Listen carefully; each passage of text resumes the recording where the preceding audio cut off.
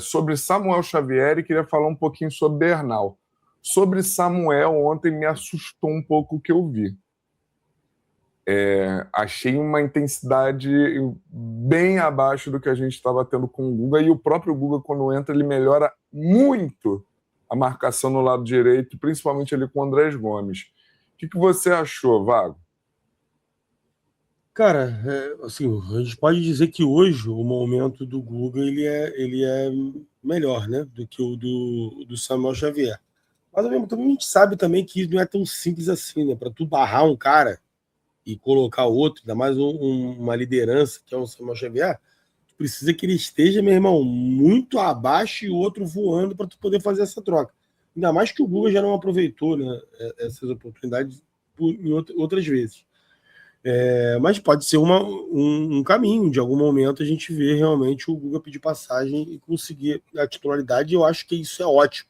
Como eu volto a dizer, a gente não precisa, nem o treinador precisa esperar o cara chegar numa desgraça com o torcedor para poder trocar, e nem a gente também precisa odiar alguém para poder o outro entrar no lugar.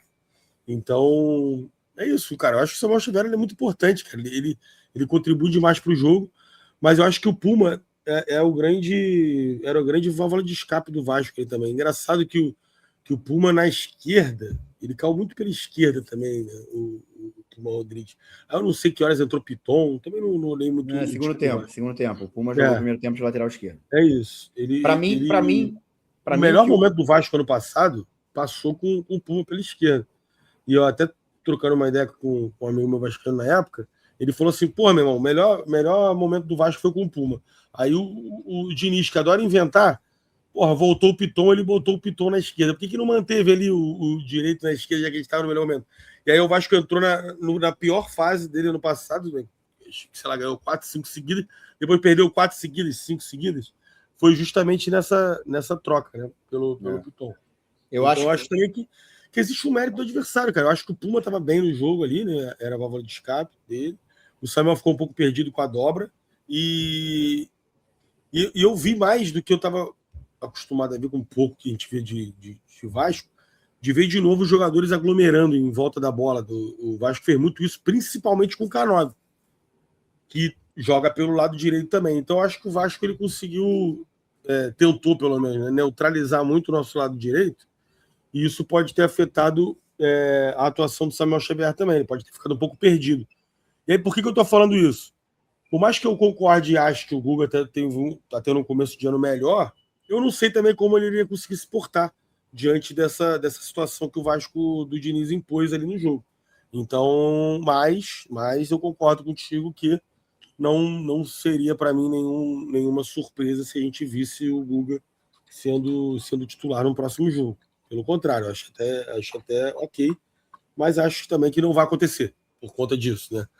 Uma coisa, quem tá jogando melhor hoje, a gente pode concordar que é o Guga, mas será que é o suficiente para tu barrar um Samuel Xavier que tem toda uma liderança, uma importância no elenco?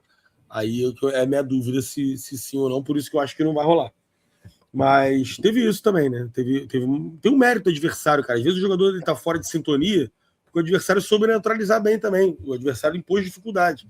Então isso que é o mais difícil de ver, né? Eu não sou analista tático, mas ontem eu consegui perceber eles aglomerando e gerando muita dificuldade, inclusive para um K9 que a gente deve falar mais à frente. Cara, eu acho que o que você percebeu aí é pertinente e tem nome e sobrenome, tá? É Andrés Gomes. O colombiano, ele tá num momento muito bom. Ele é um salseiro, é uma pressão em cima do lateral, seja ele qual for, absurda. O que a gente Vago oferece com o K9 e com o Serra, né? E o Vago tocou num ponto muito interessante, que inclusive eu comentei até com o Cris, que estava do meu lado. Falei, cara, eu assisto o jogo do Vasco pra caramba, tem futebol, eu tô passando, eu tô vendo. E eu sempre questiono, falo, cara, esse Vasco do Diniz, o Cruzeiro do Diniz, não tem nada a ver com o Fluminense. Não tem concentração de jogador do lado da bola. Ontem tinha, e era na esquerda.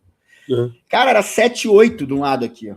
Na nossa direita. Ficou até ruim de jogar, às vezes, lá, que era justamente o lado do Samuel. Mas o Andrés Gomes, ele tá imprimindo um ritmo que deixou meio que o Samuel Xavier... Primeiro, segurou ele para jogar. Samuel é o nosso lateral que joga, né?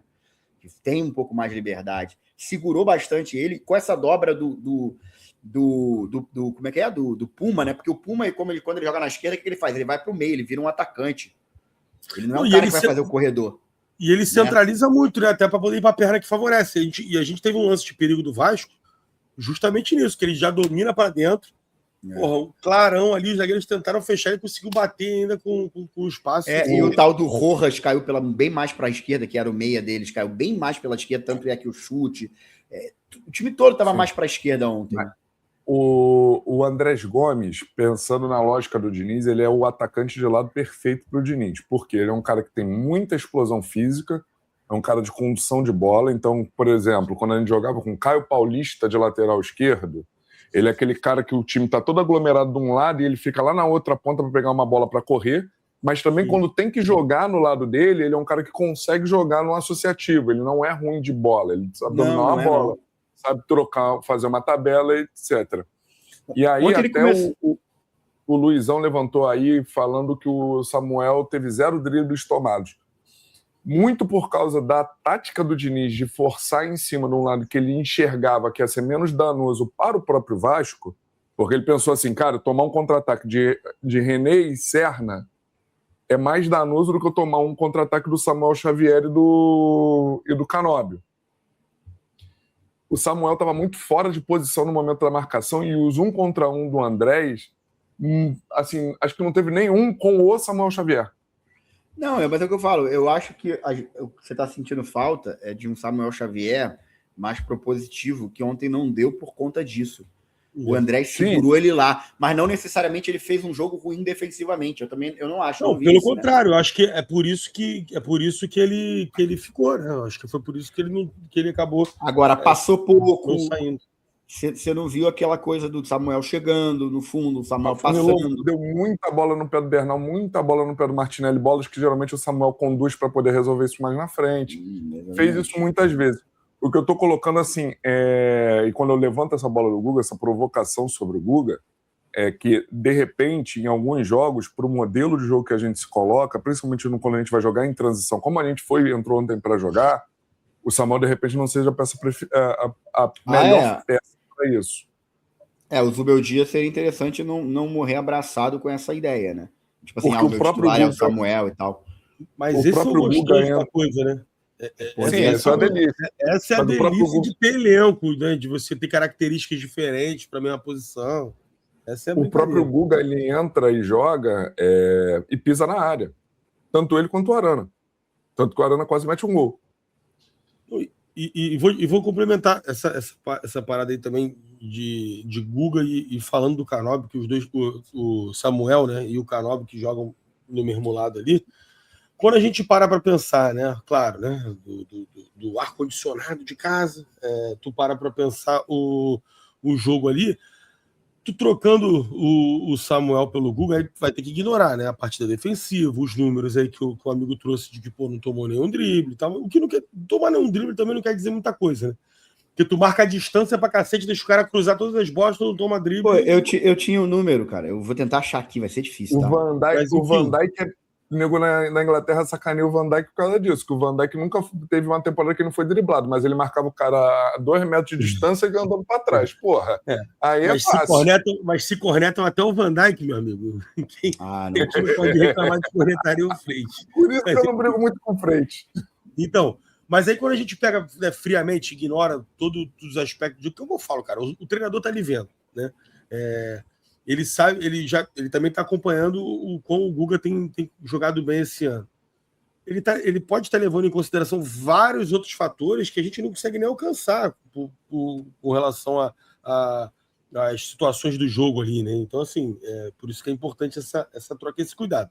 Mas, me permitindo falar das características, né, de Guga e Canóbio, e de Samuel e Canóbio, e de Guga e Savarino, se a gente coloca naquela situação de jogo, eu consigo ver com muito mais facilidade o Guga, num momento desse de pressão ali do Diniz, com os 6, 7 jogadores para aquele lado ali, conseguir inverter uma bola e pegar o Vasco completamente desprotegido, e principalmente o Savarino também, que por conta de ter um refino técnico melhor, dele conseguir sair dessa marcação de maneira mais fácil, seja com uma bola longa, seja com um passe, enxergar uma possibilidade de passe ali.